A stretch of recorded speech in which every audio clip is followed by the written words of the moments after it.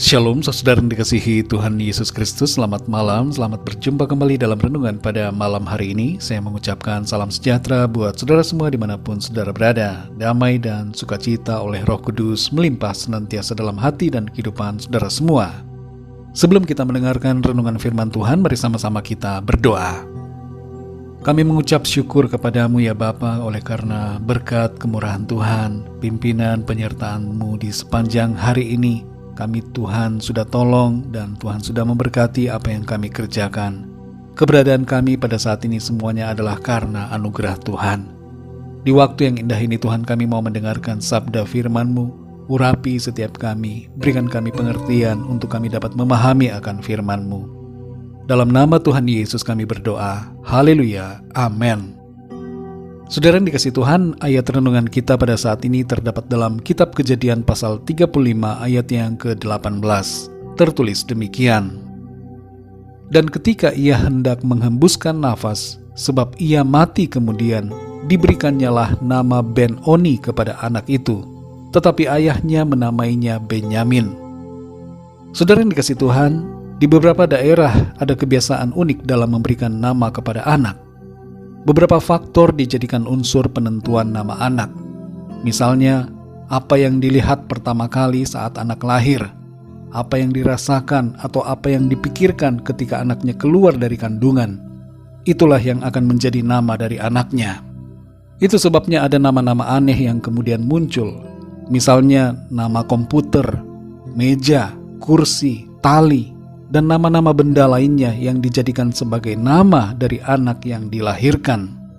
Selain itu saudara, nama yang berhubungan dengan perasaan atau pikiran yang diberikan kepada anak misalnya adalah kuat, berani, lemah, takut, dan sebagainya. Tentu nama-nama ini saudara disebutkan dalam bahasa daerah masing-masing. Kita tidak akan tahu arti dari namanya bila kita tidak mengerti bahasa daerahnya. Pemberian nama kepada anak seharusnya tidak sembarangan dan tidak asal dalam memberi, sebab nama menjadi citra diri bagi anak. Dan kita pun secara pribadi tentunya tidak ingin bila diberi nama yang mengandung arti yang jelek atau bermakna yang kurang baik. Dalam ayat ini saudara kita membaca tentang pemberian nama kepada anak kedua dari Rahel. Karena proses kelahirannya yang sangat sulit, Rahel memberi nama Ben-Oni kepada anaknya itu. Ben-Oni berarti anak kesusahan atau anak yang membawa penderitaan. Tapi nama itu diganti oleh Yakub menjadi Benyamin yang berarti anak tangan kanan atau anak kepercayaan. Yakub mengerti bahwa nama mempunyai makna dan dampak yang penting, sehingga ia tidak sembarangan memberikan nama kepada anaknya itu. Meskipun proses kelahirannya menyebabkan kematian dari Rahel. Sebelum peristiwa ini saudara, Yakub secara pribadi telah mengalami juga pergantian nama yang dilakukan oleh Tuhan kepadanya. Dalam Kejadian 32 ayat yang ke-28 tertulis, lalu kata orang itu, namamu tidak akan disebutkan lagi Yakub, tetapi Israel, sebab engkau telah bergumul melawan Allah dan manusia, dan engkau menang. Saudara yang dikasihi Tuhan, Tuhan memandang nama sebagai sesuatu yang penting. Itu sebabnya Tuhan mengubah nama dari beberapa orang. Misalnya Abram menjadi Abraham, Sarai menjadi Sarah, Simon menjadi Petrus, dan Saulus diberi inspirasi sehingga mengubah namanya menjadi Paulus. Apa makna dari ayat firman Tuhan yang menjadi bahan renungan kita pada saat ini adalah berhubungan dengan nama atau sebutan yang disematkan kepada kita. Sebagai orang tua, kita hendaknya tidak memberikan nama secara sembarangan kepada anak kita. Dan mungkin ada di antara saudara yang diberikan nama tertentu yang artinya tidak baik. Jangan ikuti arti dari nama tersebut yang disematkan kepada saudara. Kebanyakan dari kita pada umumnya pasti punya nama yang mengandung arti yang baik. Tapi dalam keseharian, mungkin ada di antara kita yang seringkali disebut bodoh, gagal, tidak berharga, tidak bisa, jelek, atau disebutkan dengan nama-nama binatang. Dan sebutan itu sayangnya dilontarkan oleh orang tua atau orang-orang terdekat kita. Pesan firman Tuhan bagi kita adalah jangan terindoktrinasi dengan kata-kata sebutan yang demikian. Mari ingat pada firman Tuhan. Firman Tuhan katakan dalam Yesaya 43 ayat yang keempat, bahwa kita ini berharga dan mulia, dan Tuhan mengasihi kita. Rema firman Tuhan dalam Hakim-Hakim 6 ayat 12 mengatakan bahwa kita adalah pahlawan yang gagah berani. Dalam Yohanes 1 ayat 12 dikatakan bahwa kita adalah anak-anak Allah yang hidup. Dan 2 Korintus 5 ayat 17 mengatakan bahwa kita adalah ciptaan baru di dalam Kristus.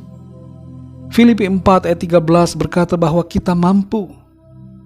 Yesaya 40 ayat 31 berkata bahwa kita kuat. Dan masih ada begitu banyak lagi sebutan-sebutan luar biasa yang dari Tuhan untuk saudara dan saya. Mari saudara percaya pada firman Tuhan. Jangan kecewa atau putus asa karena sebutan orang-orang terhadap kita. Sebab Tuhan memberikan sebutan dan nama yang berharga bagi kita.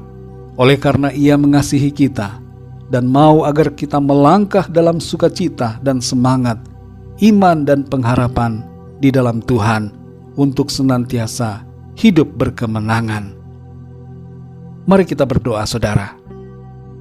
Bapa kami yang di sorga, Bapa dalam nama Tuhan Yesus Kristus, terima kasih kami mengucap syukur untuk firman-Mu yang sudah kami dengar pada saat ini, yang kembali memberikan kami sukacita dan kekuatan.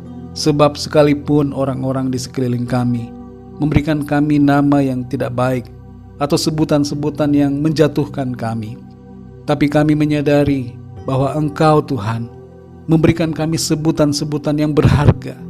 Kami mampu, kami kuat, kami dapat lakukan segala perkara. Kami berharga, kami dikasihi Tuhan. Kami adalah anak-anak-Mu, kami adalah ciptaan yang baru. Kami diselamatkan, kami ditebus, dan kami berkemenangan senantiasa di dalam Tuhan. Terima kasih Bapa, kami mengucap syukur karena firman-Mu ya Tuhan mengubahkan citra diri kami dari yang hina menjadi mulia, dari yang tidak mampu dimampukan Tuhan, dari yang binasa diselamatkan. Terima kasih Tuhan, kami bersyukur karena di dalam Engkau kami berharga, kami mulia, dan kami senantiasa berkemenangan. Terima kasih Tuhan. Berkati dan lindungi kami di sepanjang malam ini. Lingkupi kami dengan kuat kuasa dan kasih-Mu Tuhan. Kami berdoa buat bangsa dan negara kami Indonesia. Berkatilah bangsa dan negara kami. Dan juga semua bangsa di dunia ini. Biarlah Tuhan pulihkan keadaan yang ada. Dan kami berdoa juga bagi yang sedang sakit dan dalam pergumulan, agar Tuhan Kau menjamah, menyembuhkan, dan memberikan jalan keluar yang ajaib daripada Tuhan. Terima kasih Bapa, kami mengucap syukur. Kami percaya berkat damai sejahtera dan kasih karunia Tuhan senantiasa berlimpah dalam hidup kami. Hanya dalam nama Tuhan Yesus Kristus, Tuhan dan Juru Selamat kami berdoa dan mengucap syukur. Haleluya, amin. Puji Tuhan, saudara yang dikasih Tuhan, saya percaya firman Tuhan menjadi berkat dan kekuatan buat saudara semua, dan Roh Kudus akan menolong saudara untuk lebih lagi memahami kebenaran firman Tuhan. Tuhan Yesus memberkati saudara semua. Selamat malam, selamat beristirahat, dan sampai jumpa dalam renungan yang berikutnya. Haleluya.